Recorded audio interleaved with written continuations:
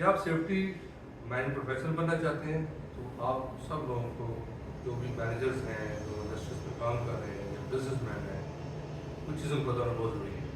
Like for example اس کی جو basics ہے یہ کہ ہیزرڈ کسے کہتے ہیں, رسک کسے کہتے ہیں, ہیزرڈ اور رسک میں کیا فرق ہوتا ہے, رسک کو اسیس کیسے کیا جاتا ہے اور رسک کو کیسے منیمائز کیا جاتا ہے.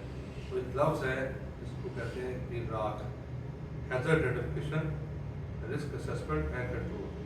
یہ آپ سب لوگوں کو پتہ ہونا چاہیے اور اس کو اپلائی کرنا چاہیے. اسی طرح آپ کو پتہ ہونا چاہیے کون کون سے انٹرنیشنل سسٹمس ہیں جو پروگرامز ہیں جو all over the world safety management کو گورن کر رہے ہیں. لائک فار ایگزامپل وہ سال کے 2001 جو کہ آبسلیٹ ہو چکا ہوا ہے اس کی جگہ پہ ISO 45000 آ چکا ہوا ہے. اسی طرح پہ نبوش ہے, آیوش, کوشا, SMS,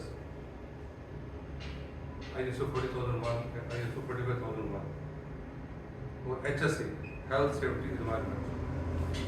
تو اس طریقے سے آپ ڈفرینٹ آفس کو انڈرسٹینڈ کر کے آپ سیفٹی پروفیشنل بن سکتے ہیں. اس طرح پھر آگے چلتے ہیں تو دیکھیں تو job safety analysis, GSA 5.2 work, generative safety culture, road safety, medical fitness, working at height, HSE implementation, types of PPs, fire and its types, how to prevent the fire incident, ASOP,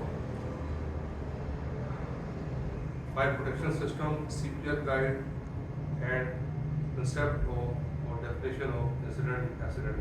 سب آپ جاننے کے بعد اس کو apply کریں گے انشاءاللہ آپ بہت سی جو ہماری منی ویسٹ ہو جاتی ہے انسیڈنٹ پہ, ایکسیڈنٹ پہ, میڈیکل انشورنس پہ اور ری بلڈ اپ پہ, وہ نہیں ہوگی.